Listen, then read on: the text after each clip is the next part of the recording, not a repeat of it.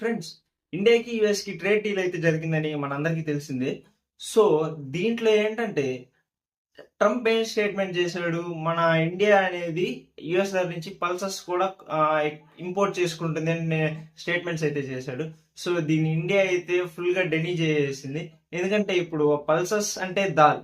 So ఇది మన major requirement కదా. సో ఇప్పుడు ఇండియాలో కూడా చాలా మంది ఫార్మర్స్ దీని అయితే పండిస్తున్నారు.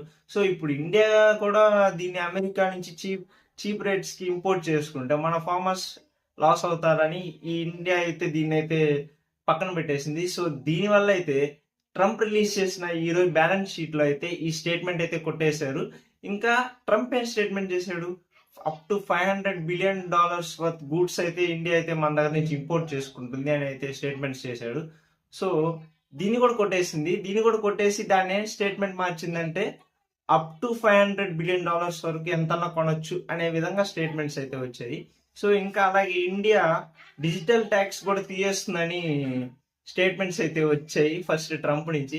సో ఆ స్టేట్మెంట్ కూడా ఈ బ్యాలెన్స్ షీట్ లో కొట్టేసింది. అంటే దీని ప్రకారం చూసుకుంటే ట్రేడ్ డీల్ అయితే ఇంకా ఫైనలైజ్ అవ్వలేదని తెలుస్తుంది.